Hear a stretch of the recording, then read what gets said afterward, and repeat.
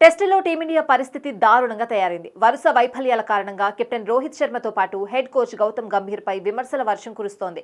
గత 9 టెస్టుల్లో భారత క్రికెట్ జట్టు కేవలం 3 విజయాలు సాధించింది. సొంత గడ్డపై బంగ్లాదేశ్తో సిరీస్ను 2-0తో క్లీన్ స్వీప్ చేసిన రోహిత్ సేన ఆ తర్వాత చేదు అనుభవాలు చవిచూసింది. స్వదేశంలోనే న్యూజిలాండ్తో జరిగిన 3 మ్యాచ్ల టెస్ట్ సిరీస్లో 0-3తో వైట్ వాష్కు గురైంది. ఈ పరాభవాన్ని మరిపించేలా బోర్డర్ గవాస్కర్ ట్రోఫీ 2024-25లో రాణించాలనే పట్టుదలతో ఆస్ట్రేలియా గడ్డపై అడుగుపెట్టింది.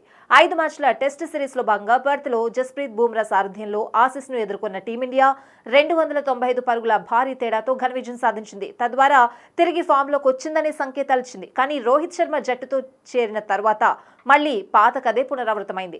అయితే ఆసీస్ పర్యటనకు team India veteran batter, test specialist Cheteshwar పుజారాను ఎంపిక చేయాలని గంభీర్ సూచించినట్లు సమాచారం. అయితే సెలెక్టర్లు మాత్రం అతడి అభిప్రాయాన్ని పరిగణలోకి తీసుకోలేదని తెలుస్తోంది. పర్త్ టెస్ట్ తర్వాత అయినా పుజారాను పిలిపిస్తే బాగుంటుందని గంభీర్ సూచించినా మేనేజ్మెంట్ మాత్రం అతడి మాటను పట్టించుకోలేదని నేషనల్ మీడియా పేర్కొంది. కాగా పుజారాకు ఆసీస్ గడ్డపై ఘనమైన చరిత్ర ఉన్న సంగతి అందరికీ తెలిసిందే.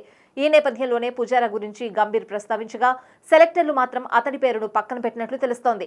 దీనిని బట్టి గౌతీ మాట చెల్లడం లేదని, త్వరలోనే అతడిపై వేటు తప్పదనే వదంతులు వ్యాపిస్తున్నాయి.